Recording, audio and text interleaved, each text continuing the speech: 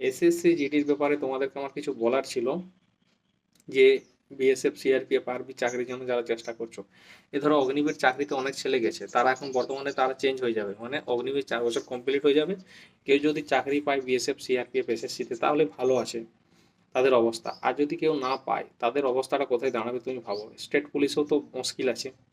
তুমি ভাবছো যে তুমি অগ্নিবীর করে পেরিয়ে এসছো, তোমার শরীর রোগা পাতলা আছে, তোমাকে কি বেঙ্গল পুলিশে চাকরি দিবে? কোনোদিনই দিবে না। এটাই হচ্ছে বেঙ্গল পুলিশের সমস্যা।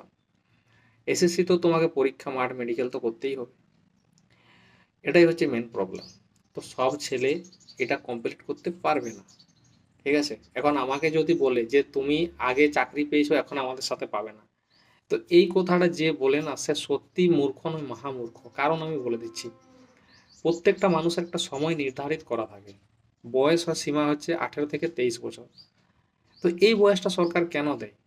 একটা, এটা হচ্ছে দামি সময়। এখন যদি কাউকে 35 বছর বয়সে বলে যে তুমি চাকরির এখন কম্পিটিশন করো, সে পারবে না। প্রত্যেকটা চাকরির একটা সময় দেওয়া থাকে। সরকার এতটা বোকা নয়, একটা বোর্ড মেম্বার এতটা বোকা নয়। তাই কথাটা বুঝে শুনে কথা বলবে। তো আশা করি কথাটা বুঝতে পেরেছো, চ্যানেলটা সাবস্ক্রাইব করবে।